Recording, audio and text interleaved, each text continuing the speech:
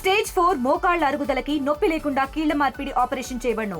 Doctor Ramesh Gajula, endoscopic spine ortho surgeon and pain physician, Panacea spine pain ortho and sleep centre, Uppal, Hyderabad. వివక్ష గురించి వాళ్ళకు ఎరువుల కొరత కానీ బోనస్ విషయంలో కానీ ఏది కూడా ప్రభుత్వం నుంచి రైతులకు ఈరోజు అందడం లేదు. దాని నుంచి రైతులు ఎంతో బాధపడుతున్నారు. నిన్ననే మా మక్తల్ మండలంలో చూసాం, సింగిల్ ఆఫీసులో ఎంత ఘోరం అంటే మళ్ళా అప్పుడు చంద్రబాబు నాయుడు పీరియడ్లో ఏదైతే పుస్తకాలు కానీ చెప్పులు కానీ పెట్టి లైన్లో నిలబెట్టి ఎరువులు తీసుకుంటారో ఆ గట్టికి తెచ్చిపెట్టింది ఈరోజు మళ్ళీ మక్తల్. దీని అర్థం ఏంది అంటే రైతులు అంటే మీకు అంత వివక్షన? రైతులకు ఎరువులు సప్లై చేసే శాతం ప్రభుత్వం ఎందుకు ఉంటే ఎంత పోతే ఎంత? ఎందుకంటే రైతు అనేటోడు దేశానికి అన్నం పెట్టేటోడు నోట్లనే సున్నం కొడతాడా రేవంత్ రెడ్డి? ఏం చేసిండ నీళ్ళు? దాదాపు ఒక్కడైనా తన సొంత జిల్లా కదా, సొంత జిల్లాలో ఇవాళ దొంగతనంగా నీళ్ళు తీసుకుపోతాడు కొడంగల్కి.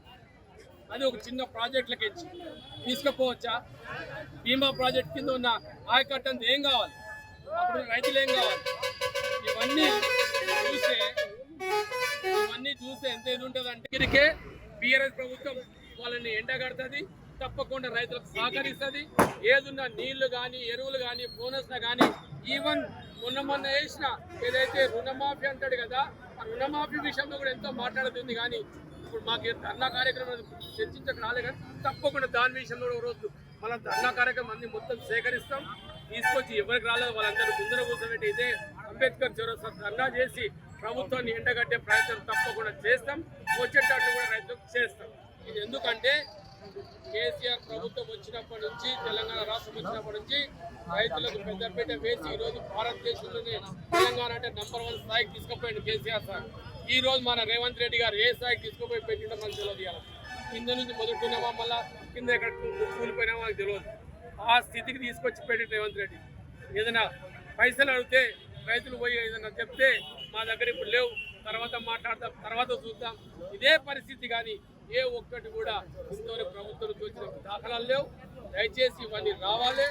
ఎట్లయితే కేసీఆర్ సార్ ఇచ్చిన హామీలు ఉన్నాయి కదా, 6 హామీలు ఏవైతే ఉన్నాయో ఆ 420 420 హామీలు ఏవైతే ఇచ్చిండ్రో ఆ హామీలన్నీ కూడా నెరవేర్చేదాకా, లేకపోతే మిమ్మల్ని వంగబెట్టి మెడ వంచి చక్కగా చేసి అన్ని తీర్చిన విధంగా నడిపిస్తాం.